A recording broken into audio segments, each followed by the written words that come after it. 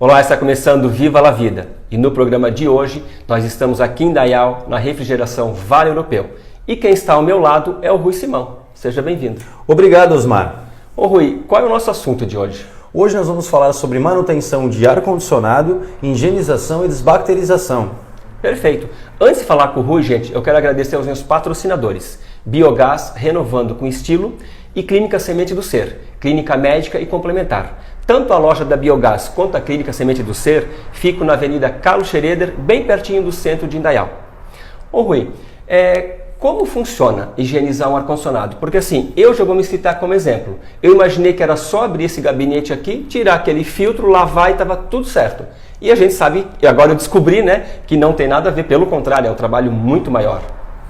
Na verdade, Osmar, é o seguinte, o ar-condicionado ele cria muitas bactérias, ele é como um aspirador de pó, as pessoas não têm essa imaginação, mas tudo que tem no ambiente, Sim. Ele aspira para o ar-condicionado, sendo que ele vai retirar calor, sendo que ar-condicionado não gela, ele retira calor e com isso ele puxa bactérias do ambiente. Ele puxando essas bactérias, ele se prolifera dentro da evaporadora, Sim. onde tem umidade. Eu ia mesmo falar que é úmido. E isso por causa da questão da umidade, Quando ele retira o calor, condensa a umidade na evaporadora, Sim. E essa água que é retirada do ambiente vai para o ambiente de fora com o dreno, que normalmente a gente Sim. fala, Mas o principal causa é o bem-estar da população, Certo. tá? Da questão de poluentes, Então o que a gente faz? A gente retira esse ar-condicionado, certo? As duas partes, As tanto duas a interna partes. quanto Sim. a externa. A externa ela não tem contato com a parte interna. Por que ela não tem contato? Porque ela está lá na externa e ela não tem uma troca de ar. Todo Certo. ar-condicionado split, na verdade, ele não tem uma troca de ar, que deveria ter, mas não tem, por causa da questão do CO2 também. E esse aparelho, o externo, por exemplo, a rua não é calçada, tem poeira, ele fica muito mais sujo, isso prejudica muito mais? Não. Na verdade, é assim, a questão da limpeza da máquina externa é por causa da questão de sujeira mesmo, Sim. Por causa da dissipação de calor. Conforme ele retira calor do ambiente, ele também tem que dissipar esse calor. Se a unidade externa estiver muito suja, o que acontece? Ele desarma o motor por temperatura, sol muito quente, então na verdade ele tem que estar em ar livre. Sim. Para o pessoal entender, é como se fosse um radiador de carro.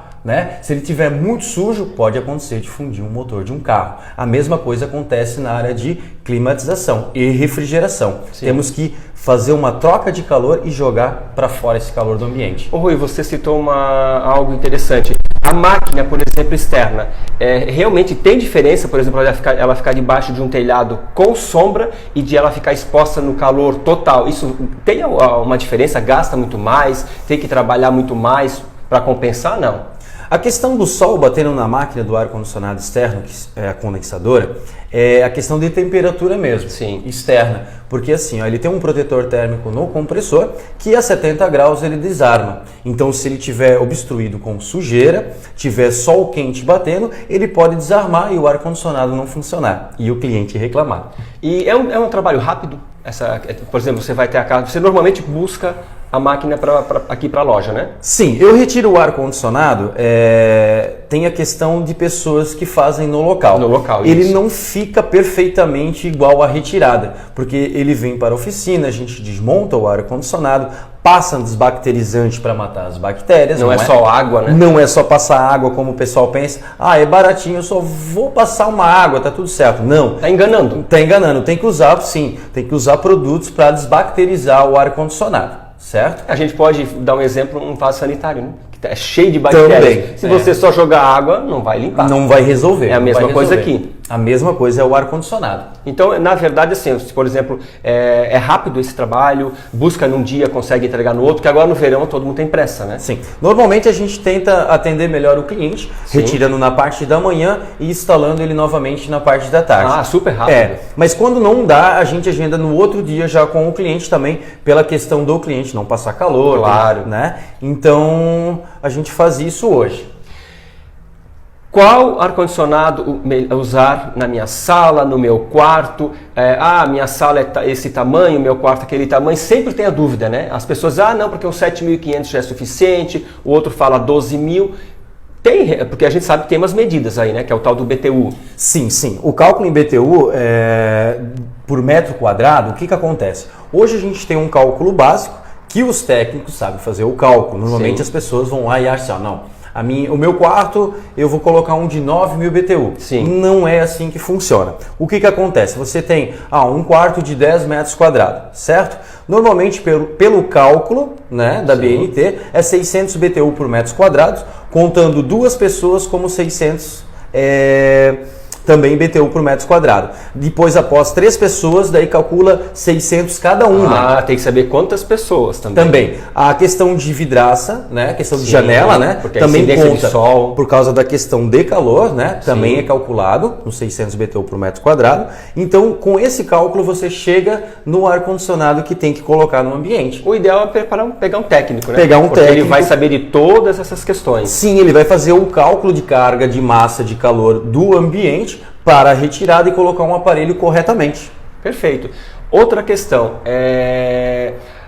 qual o grau colocar no meu ar-condicionado? Ah, porque tem gente que vive no 17, porque o 17 é mais frio, aí você lê aí na internet que 22 é o ideal. Tem uma temperatura ideal para um ambiente? Sim, na verdade a BNT ele pede normalmente no máximo 10 graus diferenciado do ambiente externo. É 10 graus por causa da questão que pode dar um choque térmico. choque térmico e a pessoa ir para outro mundo. É porque eu tenho isso como exemplo. No verão, por exemplo, na minha sala, eu chego a colocar o ar a 26 e é frio comparado ao que está lá fora. É a questão do cálculo em BTUs por metro quadrado. Se você colocar um ar-condicionado numa área de 20 metros quadrados e você colocar um ar de 9.000 BTU, ele vai tirar 9.000 BTU por metro quadrado. Então não tem como. Então o que acontece? Normalmente o pessoal, tem 20, poderia colocar um de 24, Sim. poderia colocar um de 22. E quanto mais forte, por exemplo, ele for, menos ele vai sofrer a máquina, hein? Sim, na verdade, quanto mais forte, mais retirada de calor do ambiente. É meio óbvio, né? É óbvio. Sim. É óbvio. Então ele vai funcionar, vai trabalhar menos, porque ele vai desligar mais, né? Sim. E você vai ter um rendimento maior também dentro do ambiente. E a tal da tecnologia inverter, realmente vale a pena? Porque é um pouco mais caro, mas a gente estava conversando antes aqui no bastidor e você disse que realmente tem uma diferença. Sim, o sistema inverter, na verdade, ele tem uma economia por não haver pico de energia, né? Um alto funcionamento, mais rendimento, né? Normalmente é 60% a 70% de rendimento, né? Na questão de economizar energia e você ter um rendimento maior na retirada de calor, para chegar a manter uma temperatura melhor. Então, que, vale na verdade, a pena. sim, temperatura ótima, 23 graus, 24 graus, né? Que é uma temperatura estável, Sim. que você não sente calor, né? Outra dúvida que as pessoas têm, Rui, você vai lá e saca o ar-condicionado. Não vai ter necessariamente a perda do gás, que a pessoa vai ter que fazer uma recarga de gás. Não necessariamente. Você vai medir o gás, ver se está certo, mas isso não quer dizer que automaticamente a pessoa vai ter que recarregar o gás. Não. Normalmente, não. O cliente, o que acontece? Ele vai agendar com nós.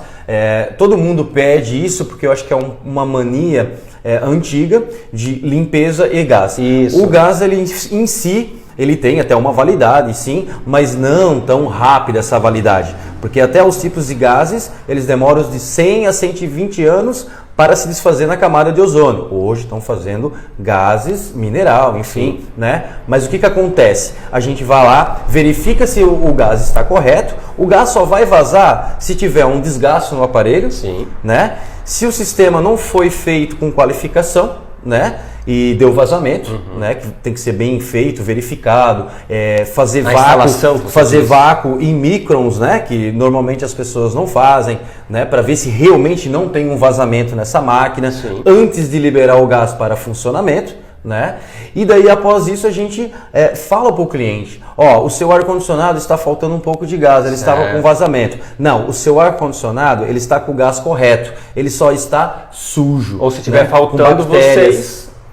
Como, desculpa? Se estiver faltando um pouquinho de gás, vocês vão lá e... A gente recoloca. Sim. Mas aí se estiver vazando um pouquinho, a questão do vazamento é mínimo. Ou Tem que ver, às vezes foi chamado outras empresas, já te colocaram um gás, mas quando tem um vazamento o gás ele sai todo, então ele fica vazio de gás. E é esse aparelhinho aqui usado? Sim, esse aqui é um medidor de pressão, um manifold, né, da Philippines. Ele faz a medida correta de evaporação, que um ar-condicionado ele libera uma temperatura normalmente de 1 grau, tá? Positivo, porque abaixo de 1 grau ele pode ter um congelamento, né? Sim. Então ele trabalha normalmente o R22 a 60 PSI, o R410 ele vai trabalhar de 100 PSI a 120 PSI, dependendo da temperatura externa, porque não é o gás que cresce em si, o óleo que expande, né? Conforme a temperatura ambiente externa. Então a gente faz a medição com esse manifold e também na hora de colocar é efetuado o vácuo, né? Feito o vácuo. E a gente bota a máquina para rodar novamente. E faz uma verificação se está tudo correto. A gente faz o procedimento todo correto com o acompanhamento sempre do cliente. Certo. Aqui nós temos um plano de manutenção. Isso. Certo? Você pode falar um pouquinho? Sim. Plano de manutenção, operação e controle de sistemas de ar-condicionado. Certo? Esse plano de manutenção é uma lei 13.589, que foi elaborado o ano passado, foi assinado, e esse ano já está valendo para todo o comércio e empresas. Sim. Por que esse plano de manutenção? Por causa da questão de sujeira nos ar-condicionado. Você tem que ter um plano de manutenção. E é legal que a gente percebe que é um trabalho sério daí, né? Isso. Não é simplesmente, eu sei instalar. Não, foi estudado, a pessoa segue regras e normas, não é? Sim, tem a responsabilidade técnica, Exato. que é a TRT, e o PMOC, que tem que ter, todas as empresas. O ar-condicionado ele pode pegar fogo, o ar-condicionado ele tem bactérias.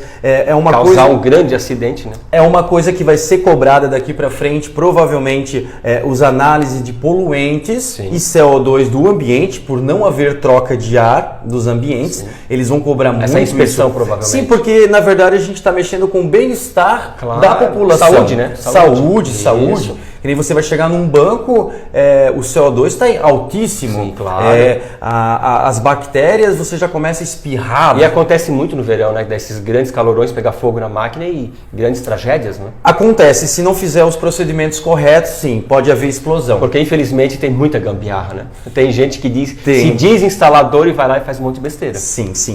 Mas pode piorar, porque agora esses gases 410 e R22, o que acontece? Eles vão sair do mercado, certo? Sim. Vai vir um R32, ele é um gás inflamável, né? Ele é um gás mineral que em poucas semanas ele se desfaz no meio ambiente, né? Como na área também de refrigeração comercial e residencial já é usado R600A e R290, perdão.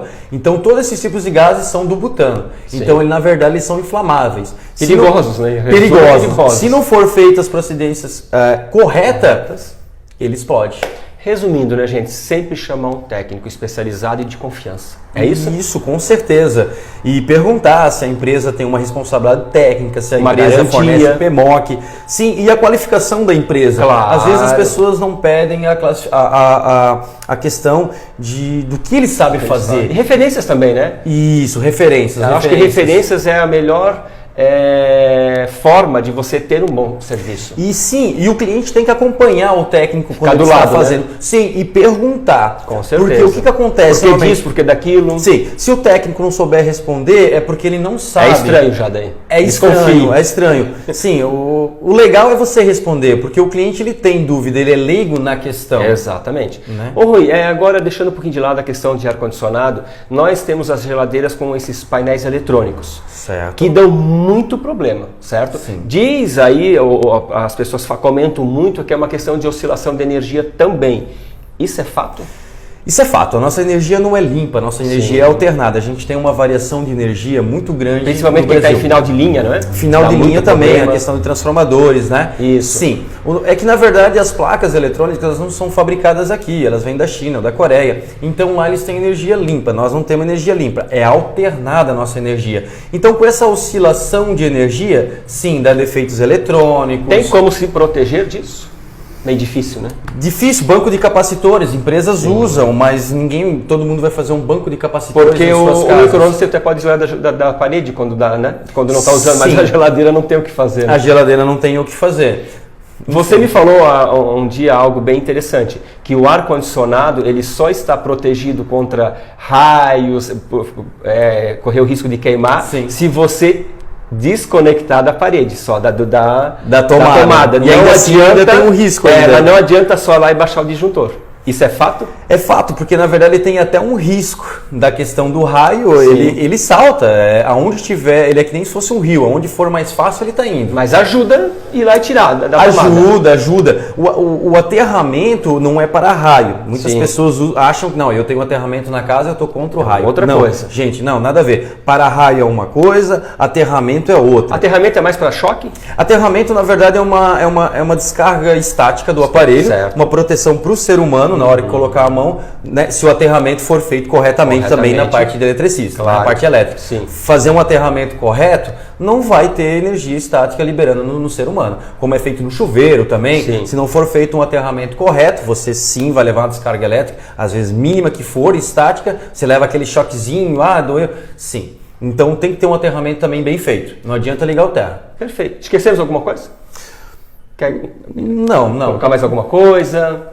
Sobre a área de O legal é do ar-condicionado ou da geladeira também, a pessoa ligar, marcar uma visita com o técnico, que eu acho que é o melhor conselho quem pode dar é um profissional. Isso, fazer um agendamento e sempre pedir para um técnico o ar-condicionado correto para o seu ambiente para não ter um consumo alto de energia elétrica. Porque normalmente as pessoas compram ar e ele não é apto para aquele ambiente e você tem um consumo muito alto e daí vai lá e tenta colocar em 18 graus, você está sugerindo ele desligar em 18 graus.